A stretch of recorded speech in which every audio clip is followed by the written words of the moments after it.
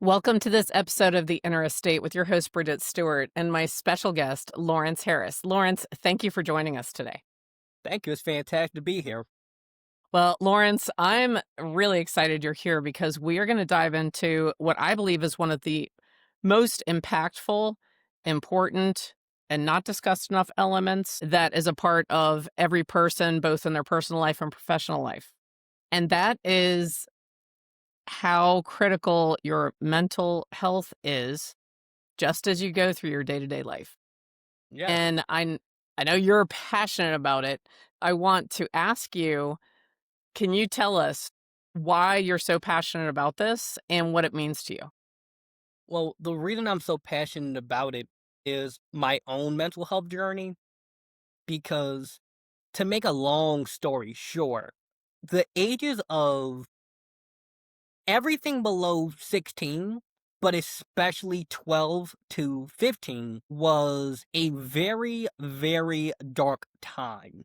Okay. And I know how teenagery that wording might sound, but when you're 12 years old and your dad blacks your eye and you're 15 and you're looking into this bathroom mirror just disgusted at the kind of person you've become, the way you can barely sleep, how your skin's breaking out from stress, Yep. and you look 10 years older than you really are because you just cannot sleep at night. Right. It's not something that you just get over. Right. And I was fortunate enough to have a therapist and friends and family and a girlfriend and a lot of people who cared about me. But when you don't care about yourself, it's hard to accept that other people do. Yes. But as I started to, improve and get better, I took a look around at my life, at my siblings, at people in my community, at people at school, and I realized so many people are in a lot of pain, but they bury it away because either they were told not to talk about it, they were afraid to talk about it, or they just don't know how to. Right. And it's really intense because, this is October, but September was Suicide Awareness Month. Yes. And a really dark statistic is that one person every 43 seconds commits suicide, which is over Crazy. 700,000 per year. And 33% of that are under 25. So that's a really big thing that fuels me to raise awareness about this. And I believe I have not checked the statistics recently, and you may be aware, it's also disproportionately men. Yeah, it's about 75% of them. Yeah.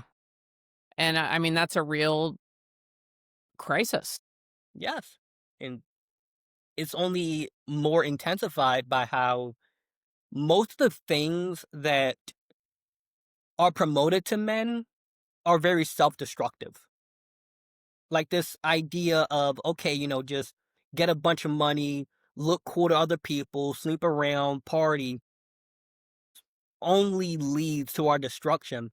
Yes. Because when you take away all the money, you take away the cars, you take away the clothes, you take away all the women you slept with, you take away all the big houses and the shiny stuff, and you're just laying in bed by yourself, and it's just you, and there's no one around, and there's no distractions, and the music is off. You have to look at yourself. Right. And a lot of people don't want to do that because they've never been taught how to love themselves. We've been taught how to love our money and to love our status and to love all of our things, but not how to love ourselves. And men have very, we tend to have a lot less friends because just by evolution, biology, for whatever reason, culturally, we just don't make as many friends as women typically do, Right. which leads to isolation. And then as we get older, you can take a look at veterans are a great example of this. Yeah. We're kind of encouraged to not talk about our emotions because you have to just be a man and toughen up and make sure everyone else is okay, but we're not taught how to make sure we're okay. Right. And this even ties in with, and I'm sure in your research and your work, you've looked into this as well. It ties into the current loneliness epidemic in North America. And I say North America because apparently it's in Canada as well as the US. That is, again, disproportionately impacting men. However, I don't know if you saw this recent data. Women are starting to cover the gap. So that's an issue. And I think it ties in with everything that you're discussing. Yeah, a big part in that too, and this also is further intensifying issues in men's mental health, is you look at the current state of most relationships. So prior to things like, well, I wasn't alive, obviously, but just looking at the data, prior to things like the internet and dating apps and whatnot, you could go date the girl down the street. You two would get married. You have a white picket fence, 3 kids, happily ever after. That Right. was pretty common back then. Like Right. back in my grandparents' time, you would date the girl down the street. You two would get married, and you would be together for 60 years. Right. That was Right. the norm. Whereas now the norm is people don't trust each other because on social media everything is a red flag. You Yes. look at the typical like standards that are being promoted of if you're not like 20 years old and you make $50 million and you're 6'9" and you Right. got six pack abs and all this stuff, then you're not good enough. And imagine you're 14 years old and you're hearing this, Yeah. and then you hear it again and again and again constantly. Then you look at the music, then you look at the television, then you look at the magazines and everything else. The Then you movies. look at the advertisements. Hmm. It's a constant cycle of you're not good enough if you don't have this. So a lot of men are like, well, why even try? Right. Right. Like, why even try? Because for me, I'm 5'6". By conventional dating standards, I'm nowhere near tall enough. And that then, from most people's perspective, will be like, oh, well, he's 5'6". He's not a millionaire. He lived with his parents. And Yet. keep in I'm going mind, to I'm throw yet 19. in there. So these all, like, these things, also, I appreciate you saying not yet, but these are all things that you look at the most commonly promoted dating standards would say I should not have good relationships. Right. So most men are like, well, why even try? Which then further leads to more isolation. That's right. And then And you think more of the about, loneliness and more of the depression and or mental health issues. yeah, and Yeah.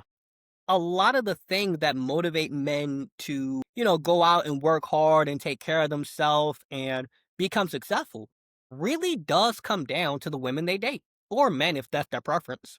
Mhm. Because we like to provide for those around us. It's just like a hardwired thing in our brains. We Right. want to go out and hunt the mammoth and bring it back to the cave and make sure the tribe gets to eat. Right. But when we don't have a community, when we don't have someone that makes us feel appreciated, we become more isolated. Or you look at the relationships where there are two people dating each other, but one of them is like neglectful and rude and hurting this person in some way, but they just don't want to be alone. So they So, stay. yeah. Yeah. So it's really so many facets that go into it. But the key to a lot of it is self love. I agree. Like if we just circle back to what you said of you're 15, you're looking in the mirror and I think you used the word disgusted, like you look at yourself and you don't love yourself and you're like, Yeah. "What?" I'll even venture to say you mentioned things that are glorified or idolized, particularly for young men, because I think they're slightly different than what it is for young women. But some of it's the same. But making the money, the cars, the looking cool, you've this whole thing. a lot of those at the end of the day, are not satisfying for yourself. It's not necessarily contributing to something that you feel passionately about in your soul or Yeah. with your core values.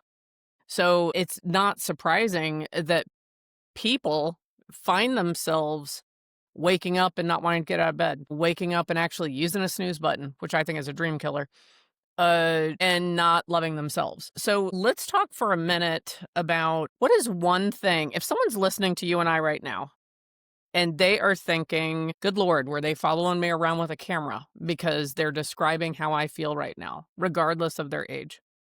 What is something that you would recommend that could do today to start moving in a direction of loving themselves? Clean your bedroom. Okay. Because think of it this way. If you sleep 8 hours a day, that's 33% of your day. Now, if you live to be 100, that's 33 years. The place you spend 33 years has to be, at a minimum, presentable. You don't have to be a neat freak, but it has to be Right. presentable. Imagine you go to sleep in this dirty environment. Yeah. You wake up in this dirty environment. You return to this dirty environment. It's going to magnify any issues you have mentally. So it's dirty and it's cold, and you come home and you're stressed out from work, you're stressed out from day to day life things. And now you're laying in a room that's just bad and it gets Right. worse and worse. Right. So by cleaning out your room, you also are clearing out mental clutter. I agree. And then from there, you could do other things. Like, let's say, you know, you don't even have to do a full deep cleaning. Just pick up trash, Just do make your it look, laundry. put the clothes away, dust it, make the bed, make it Yeah. look together Another thing you can do and inviting. is write out 3 things you want to do today and think of these as milestones. Okay. Because for me, like when I was at my worst, something as simple as brushing my teeth was Mhm. like moving a mountain.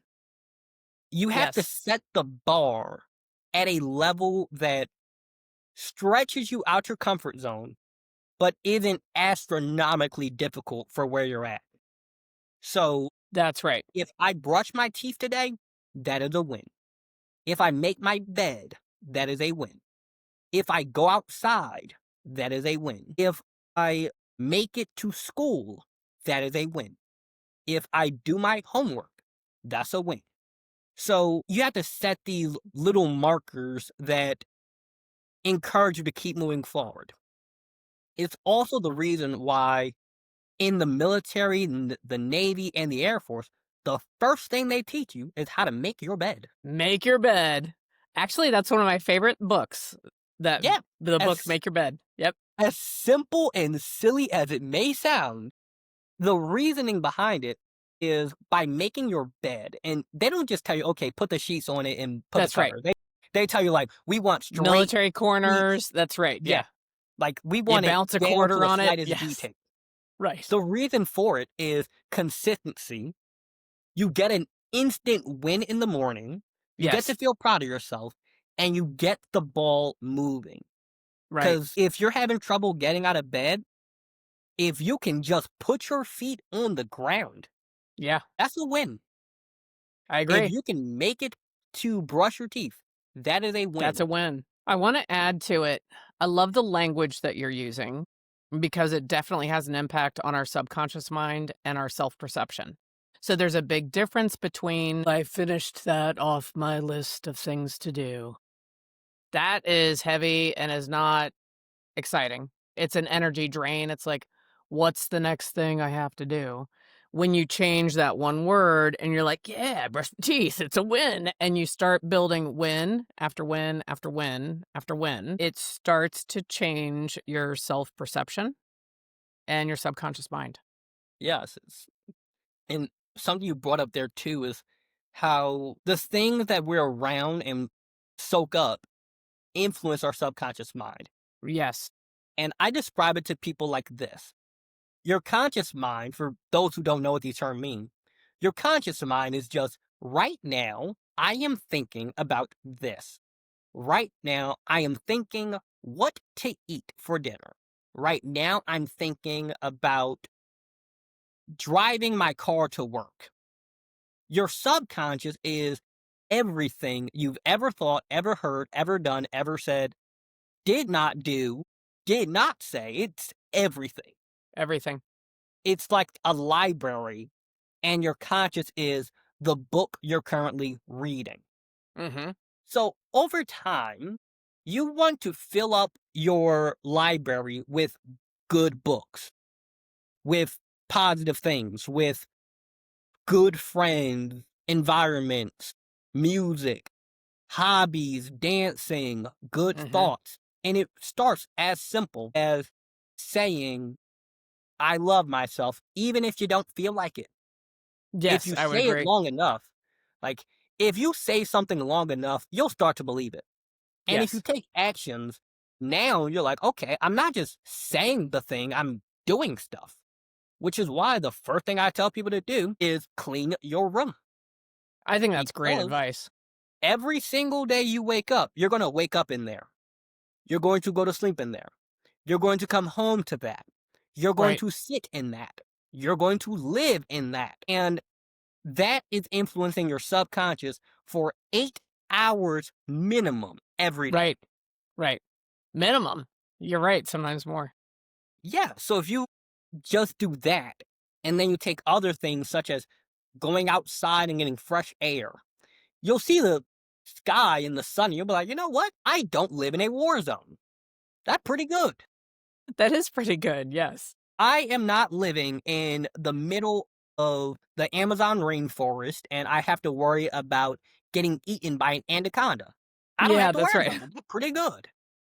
I just I saw a am able to hummingbird. walk. That's pretty cool. Yeah. Yeah, I'm able to walk. I am not blind. I'm not deaf. I have all 10 fingers, all 10 toes. I am not paralyzed from the neck down. I am able to talk. I am able to clearly articulate my thoughts. I can read. I can write.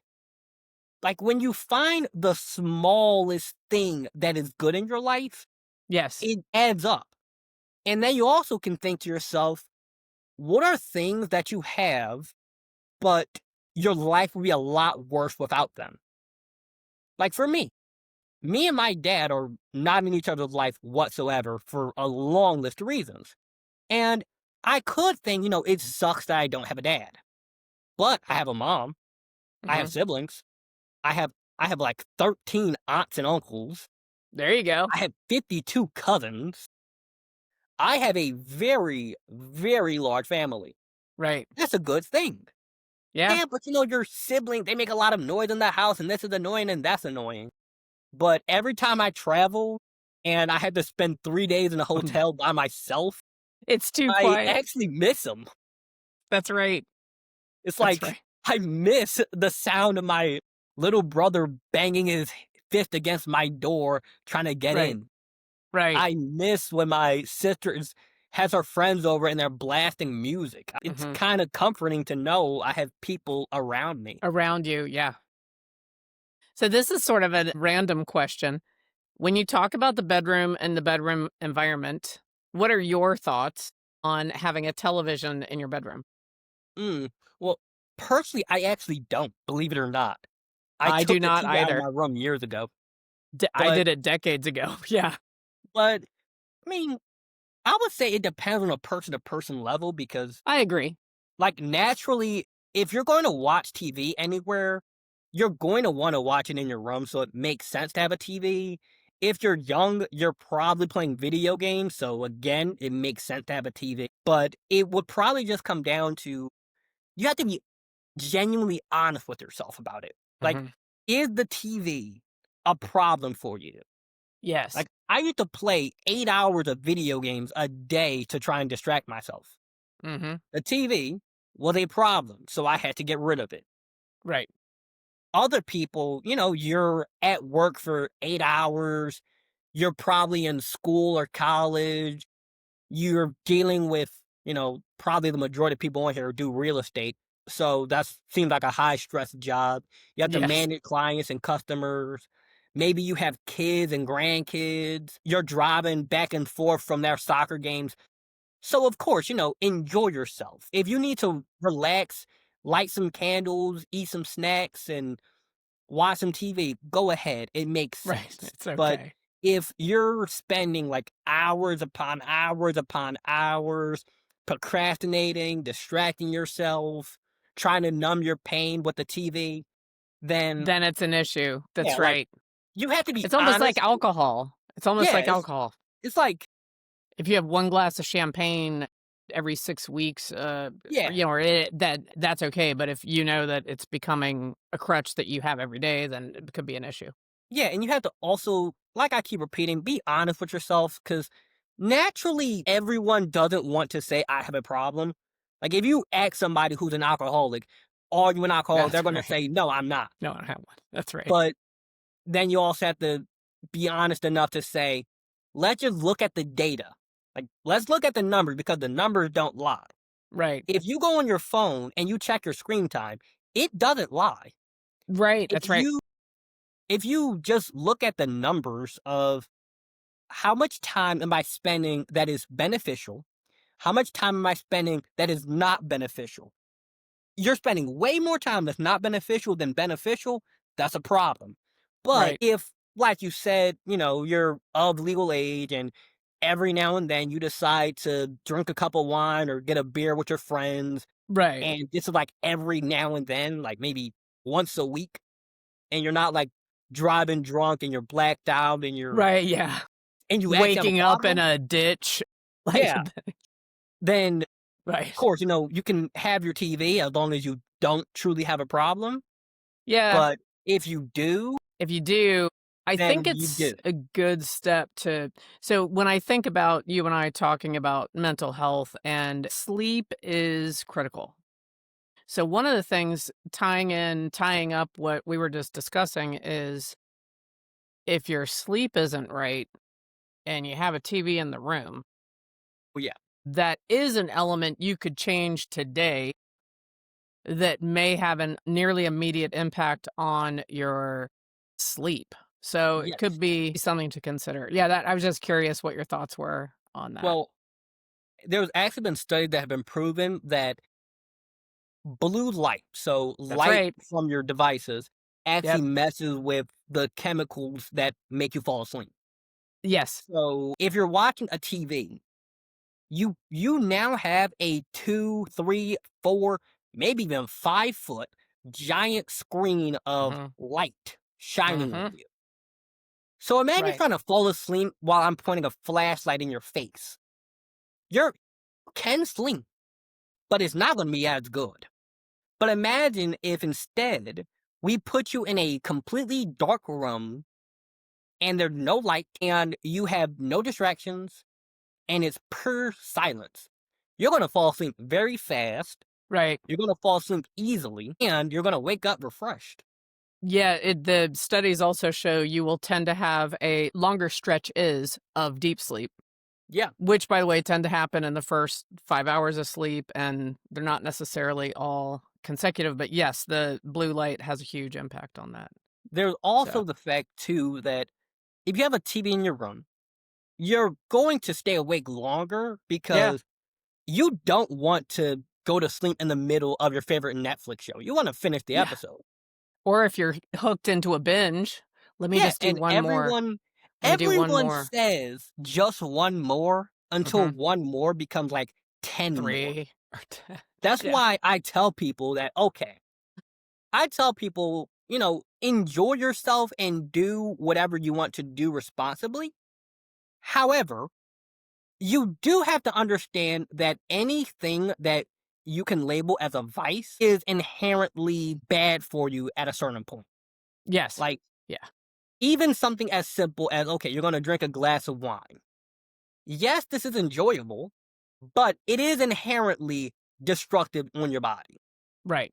Like one every week, not a problem. Like that's Mhm. that's going to have like such a slight difference that Right. unless you stretch the time horizon out over decades, there won't really be a difference.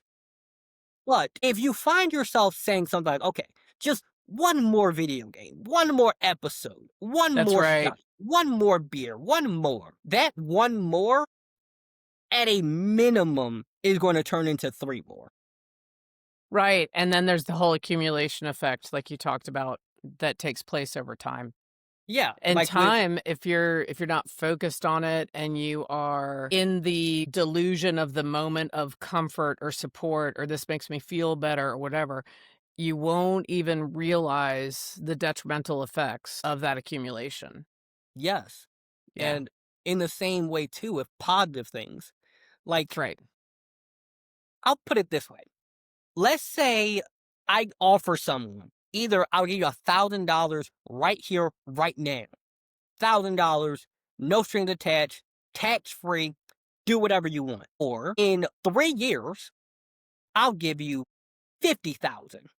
Most people are picking the $1,000 because they want That's right, yeah. that They want it immediate right hit. now. So think of this instead too. Whereas I tell you, either right now, I'll give you a donut, or you can go to the gym. Naturally, we want the quick, easy, fun thing. Fast forward 5, 10, 15 years, the Right. person who eats a donut every single day and the person who goes to the gym every single day, Yep. on a weekly basis, you won't see a difference. Monthly basis, slight difference. Yearly basis, one of Huge. them is in fantastic shape. Now, you can apply this to your money, your time management, your skills, your knowledge, your college degree, your business. Everything matters. Not to say you got to be a perfectionist, That's right. but just look at the data. Just look at the data and ask yourself honestly, where do I want to be in 2 years? Because in 2 years, you can do a lot. Yes. There won't be a massive difference, but realistically, you're going to live to about, well, as long as you don't do anything that is severely bad for your health, you can easily make it to 70. Easily. Yeah. And if you also, there are things that just happen, like people get hit by lightning, it happens. Drunk drivers, it happens. Happens, yeah, But unfortunately. aside from things that are caused by other people, aside from things like accidental pregnancy and things of that sort, most of your problems can be solved by asking yourself, well, can be prevented by asking yourself, is this a good idea? Yeah. Is it a good idea for me to go to this party knowing perfectly well that it's in a dangerous neighborhood? Not a Right, good right. idea. Let Not a me good not do it. idea. Yeah. Is it a good idea for me to prioritize? Well, is it a good idea for me to heavily prioritize the pursuit of money Right. over my mental well being? And passion. Yeah, like, as in, because see, if someone here decides they want to be an entrepreneur, that comes with a lot of stress. Yes, it That does. comes with a lot of issues that intake. And, you know, you you need to have enough money to have your bills and such paid. But if you just make your whole life about money, money, money, money, money, money, nothing else, there's a lot of problem with that. Yes. But if you also decide I'm going to only make my life solely about the betterment of my mental health, yeah, you'll be really peaceful, but you'll also be homeless. Yeah. So you have to learn how to Or couch surfing. prioritize. It's like you have to learn to prioritize, because Right. And if you find some kind of prioritize the balance. pursuit of, like, it's called a hedonism. Right. Like, if you prioritize, I'm just going to live my life and have the most fun possible and just enjoy myself to the utmost degree, it'll be fun until you got to pay the consequences for it. Right, right. But if you just say, I'm going to shave my head, become a monk, do nothing fun, and meditate for 24 hours a day, it'll be really peaceful, but you won't really have much life experiences. Right, right. circling back too with like the TV and then how this also goes into people feeling isolated, watching Netflix is really fun. Yeah. Talking to random strangers, like when you talk to a random stranger, say like, "Hey, my name is Lawrence. What's yours?" That is scary if you've never done it before. Mhm. But talking to random strangers, and obviously I mean this in like a safe way, like don't talk to people in the back of a dark alleyway. Right, right. If you just talk to somebody, like you're out on a walk and you see somebody at the gym or you see somebody at like a Starbucks, you never know. That could be your future wife or husband. Right, That yes. could be somebody who knows somebody that gets you a job. Yes, I used to work at a McDonald's, and the way I got the job was I knew somebody who knew the manager. right. So it was kind of like a sort of nepotism hire with, but they weren't related to me. But it all came because I was willing to talk to random people. Yeah, Getting on even this podcast. I just sent an email. This is a skill that everyone needs to learn because especially in real estate, you have to talk to people constantly. constantly. Yeah. You need to learn how to start conversations with random people. Yes. With isolation and feeling lonely, you start to feel like, oh, nobody cares, nobody wants to talk to me, and nobody wants to be my friend. But did you try talking to people? Mhm. Like, did you try saying hello to the person at the gym? Right. Or where do you get that coat? To This happened today to me actually. This lady was walking down the street and I asked her how long she'd been growing her hair. Uh-huh.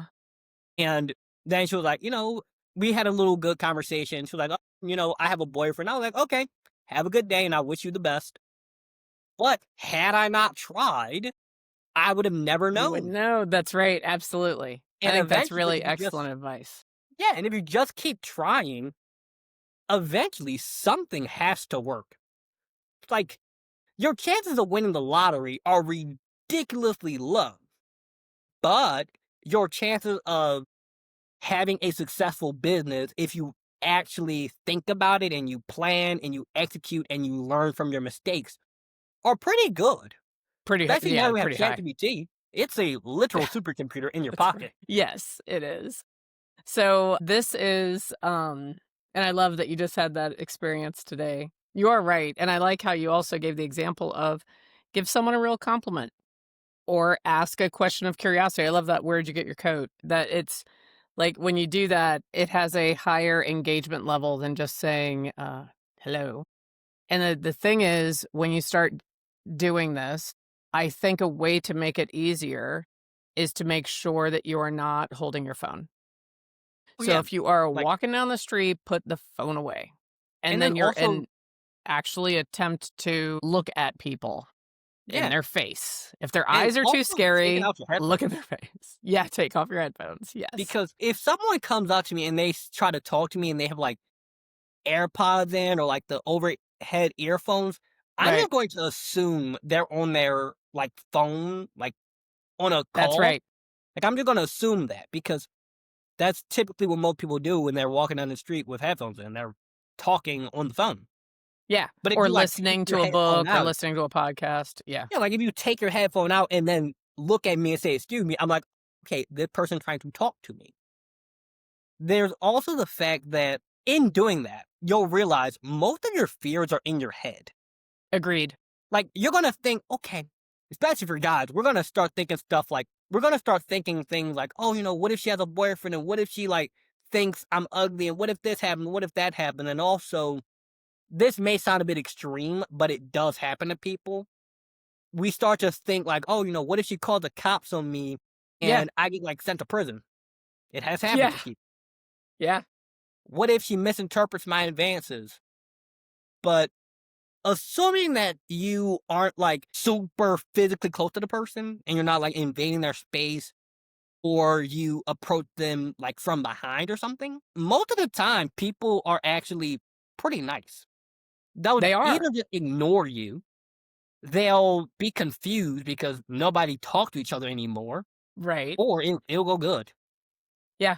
So that'll show you that most of the stuff we worry about really is just in our head. Like we think other people think about us as much as we think about ourselves. Correct. And they do So, not. They yeah, think about like, themselves as much as we think about ourselves. yeah, like for Yeah. better or worse, people Right. don't think about you as much as you think they think about you Right. because everyone has their life.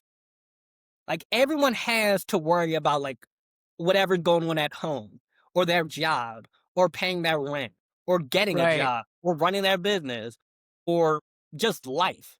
Yes. So most of your fears and worries really just come down to either something that you dealt with when you were younger or the stuff that gets pushed to us.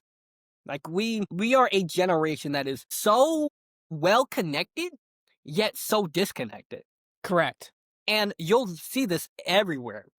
Relationships, most of them start on dating apps. Yeah. I don't know a single thing about you from your profile. That's right. Like, I don't know if you have bad breath. Yeah. I don't know if you're rude to waiters. Yeah, that's I right. don't know anything about you. I don't know if you even have legs because your dating profile is your neck up. Right. I don't know if you're able to like walk. That'll be pretty important if I want to take you to like a park. Mhm.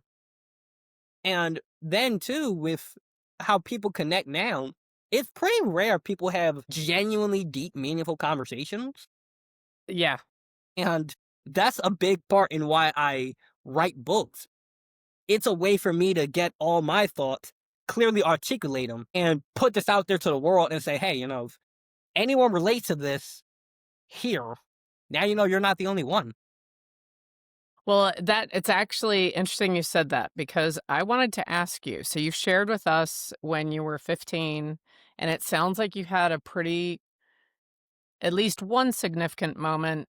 I'm guessing it may have been a series of significant moments where you were looking in the mirror and you were like, I am realizing I don't love my own self, even in addition to any other circumstance. So can you tell us when did it shift for you?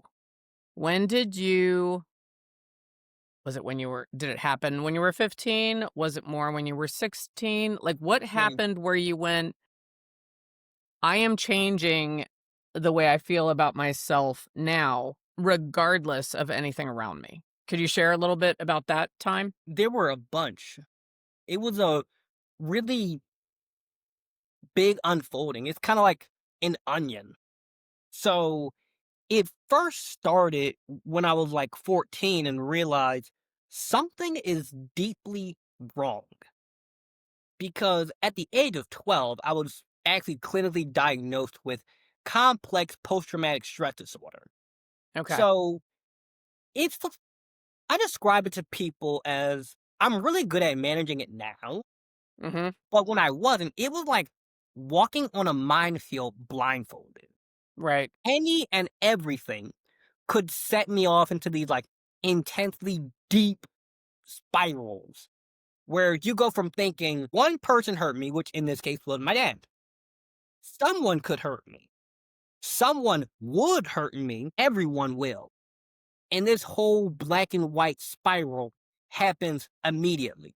No Right. build up, it just immediate. And through therapy, I started to find ways to like, okay, catch it and be like, okay, now I'm aware this is happening. Now I know how to label this. I know what's going on. Can't control it yet, but I know what's going on. 15, when I was looking in that mirror and I started asking myself, okay, well, why do I feel this way? Like, Mhm. why? Because at this point, I was no longer in his house for 2 years. Me and all my siblings were physically safe. I had been in therapy for 3 years and I had done a lot of growth. Mhm. So I asked myself, well, why? Part of me was still holding on to the past. Part of me was, I wouldn't say comfortable in the sense of like, okay, I'm fine being like this, but comfortable in this is so familiar. That's right.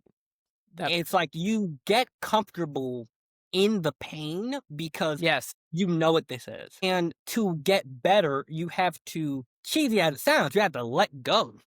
Yeah. But to let go is like to fall into the unknown.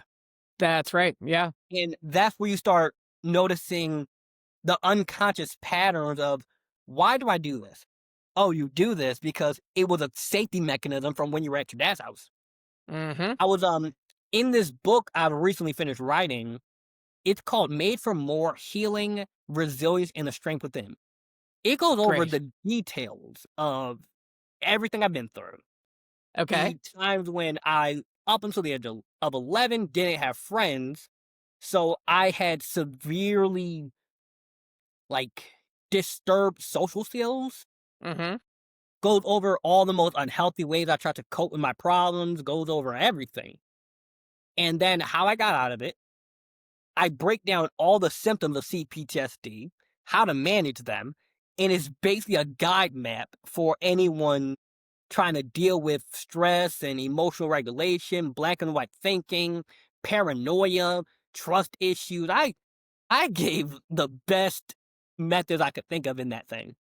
Good. And in writing it, I uncovered that all these subconscious things that go on can be traced back to our childhood.